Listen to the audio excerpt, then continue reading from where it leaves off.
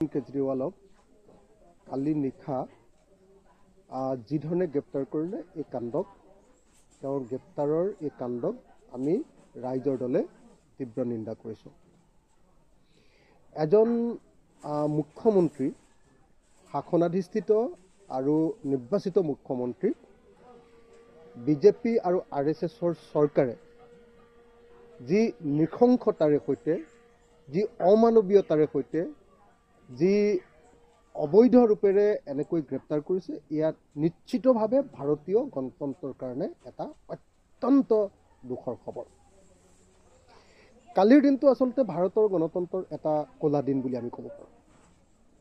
কালিৰ দিনটো ভাৰতৰ গণতন্ত্ৰৰ কাৰণে এটা কলা দিন আৰু এনেকুৱা কলা দিনক গোটেই ভাৰতৰ ইতিহাসে সদায় স্মৰণ কৰিব যে এজন সম্ৰাট আছিল, এজন ৰজা আছিল, এজন চুলতান আছিল যিজনে এনেকৈ জনতাৰ ওপৰত মানুহৰ ওপৰত অত্যাচাৰ নমাই আনিছিল।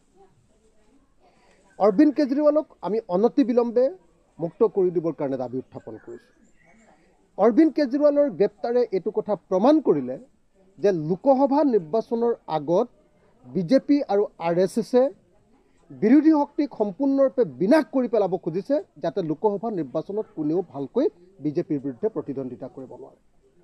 এফালেদি আমি দেখিবলৈ পাইছোঁ যে কংগ্ৰেছ দলৰ বেংক একাউণ্ট সম্পূৰ্ণৰূপে ফ্ৰিজ কৰি 1 টকাও উলিয়াব নোৱাৰা অৱস্থাৰ সৃষ্টি কৰি যাতে কংগ্ৰেছ দলে গোটেই ভাৰতবৰ্ষত নিৰ্বাচনত ভালকৈ প্ৰতিদ্বন্দ্বিতা কৰিব নোৱাৰে তাৰ ব্যৱস্থা কৰিছে।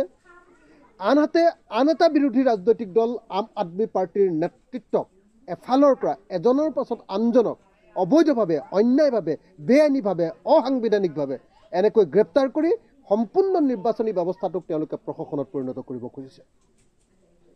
এনেকৈ এটাৰ পাছত আনটো চৰকাৰী সংস্থাক ব্যৱহাৰ কৰি এফালৰ পৰা ভাৰতবৰ্ষৰ গণতন্ত্ৰক ধ্বংস কৰি নিয়াৰ কাৰ্য এইটো স্বৈৰতন্ত্ৰৰ বাহিৰে আন একো নহয়, এইটো ফেচিজিমৰ বাহিৰে আন একো নহয়।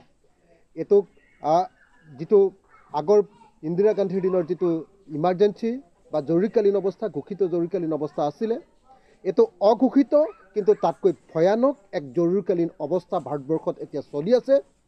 এই মুহূৰ্তত গণতন্ত্ৰৰ হত্যাকাৰী এই ঘটনাক আমি নিন্দা কৰাই নহয়, অনতিবিলম্বে অৰবিন্দ কেজৰিৱাল, দিল্লীৰ মুখ্যমন্ত্ৰী অৰবিন্দ কেজৰিৱাল, মোৰ বন্ধু অৰবিন্দ কেজৰিৱালক অনতিবিলম্বে আমি মুক্তি দিবৰ কাৰণে দাবী উত্থাপন কৰিছোঁ।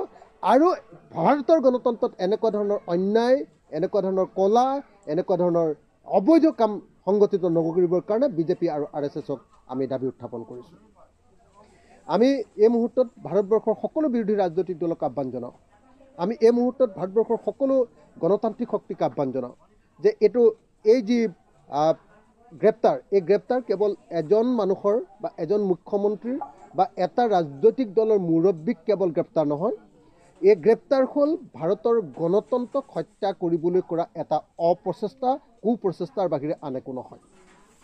গতিকে এনেকুৱা অপচেষ্টা বা কুপ্ৰচেষ্টাক প্ৰতিহত কৰাৰ কাৰণে মই ভাৰতবৰ্ষৰ সকলো বিৰোধী ৰাজনৈতিক দলক ঐক্যবদ্ধভাৱে আন্দোলনৰ কাৰ্যসূচী, ঐক্যবদ্ধভাৱে প্ৰতিবাদৰ কাৰ্যসূচী, ঐক্যবদ্ধভাৱে এনেকুৱা অগণতান্ত্ৰিক, হিটলাৰী, স্বৈৰতান্ত্ৰিক আৰু ফেচিষ্ট কাৰবাৰৰ বিৰুদ্ধে মাত পাতিবৰ কাৰণে মই সকলো ৰাজনৈতিক দলকে, সকলো বিৰোধী শক্তিকে আৰু সকলো গণতান্ত্ৰিক শক্তিকে আৰু ভাৰতবৰ্ষ আৰু অসমৰ জনগণক